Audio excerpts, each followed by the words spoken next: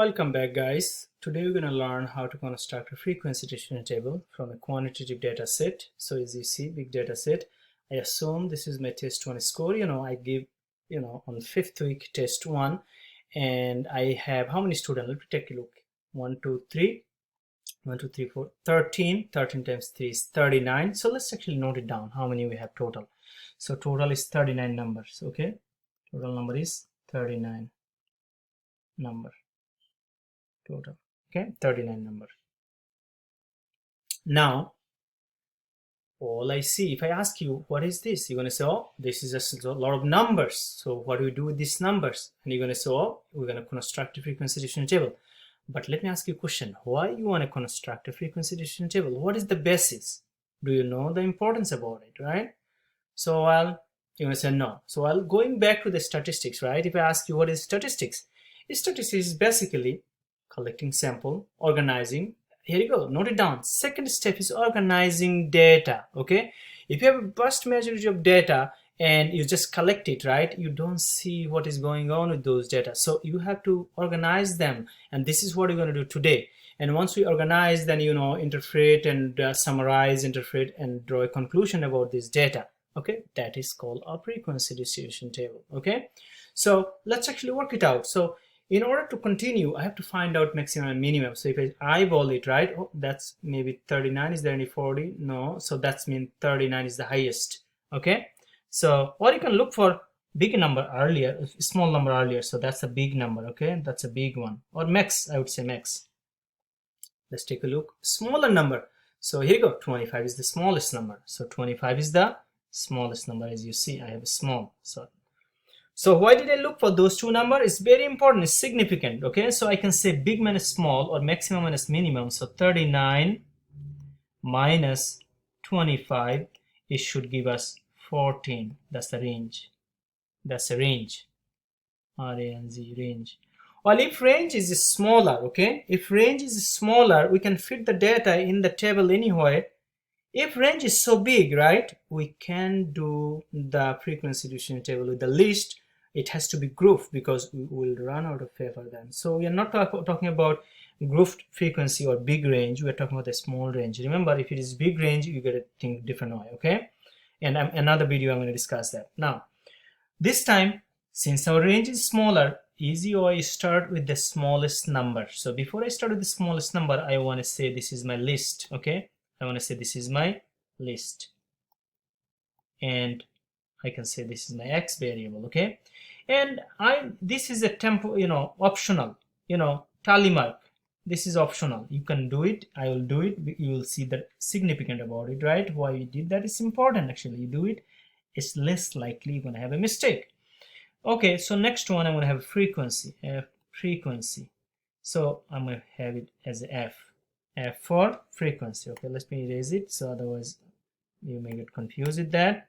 So this is going to be frequency, okay? So we draw it down here. Okay, so we have a frequency down here, as you see, right? So I'm going to start with the smallest number here. So I know smallest number is what? Smallest number is 25. So I'm going to start with 25. 25, 26, 27, 28, 29, 30, 31, 32, 33, 34, 35, 36, 37, 38, 39. Very good. We have a number of rows. It's fine. You don't need a rows. Actually, you can just create later on. Okay, so it's easy for me, so I don't misplace anyone to another one. Okay, so the best thing, look into this number. You start crossing them out. So if you look into here, I'm going to actually make sure I don't have to go back and forth. I minimize it and you see. Okay, so guys, I'm going to cross out 38. Look what is happening here. If I cross out 38, right? Why is 38? That's 38. Why is 32? That's 32. 27 is up there. 37, what is it? 37 is here. 33, what is 33? That's down here. 38, so it's down here. 37, down here. 38. Well, I can put down to the right also. And 39, 35, 38, 34. As you see, I'm just crossing all those out. There is advantage why we doing this, okay? So you know that you're getting all this number. You are not leaving anything out. So next, that is 36. So here you go. That's 36, 35, 28, 27, 26, again 26, 25, the first one, 36, 38. After 4, we're going to do diagonal, 37, 39, 39 again, 34,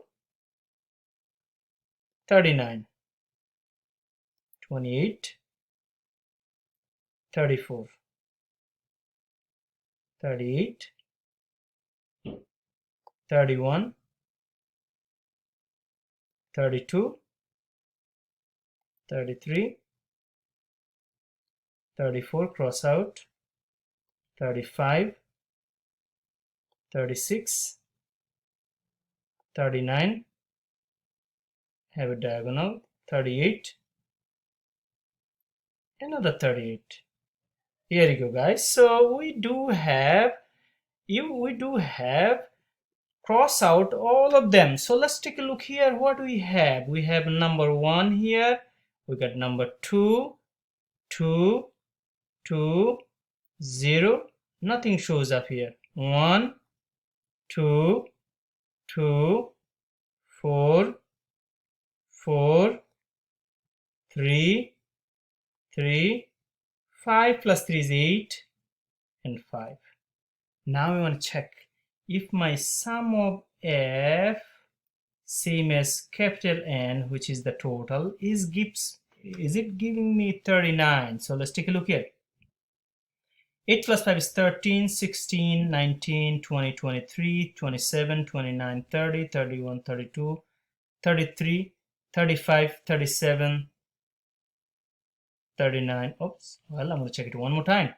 5, 8 plus 5 is 13, 16, 19, 20, 23, 27, 28, 29, 30, 31, 32, 34, 36, 37, 38, 39, 39. Yes, we do have exact 39. So, double check it, So look, what does it mean really? Once we did that, right? Take a look here. So that really tells you that 25, one number shows up in an entire data set. So I have down here 4, right? 34, 4 number shows up. Look at that. What is going on is the big one here, okay? So this 38 shows up how many times? 8 times, maximum 8 times. So we can conclude that, right, by looking into this frequency distribution table, right, that 8 student got 38, highest point in this class. 8 student got the highest point, which is 38. So now we can come up with a conclusion that most student in this class got the highest score. So that is how we come up with a conclusion.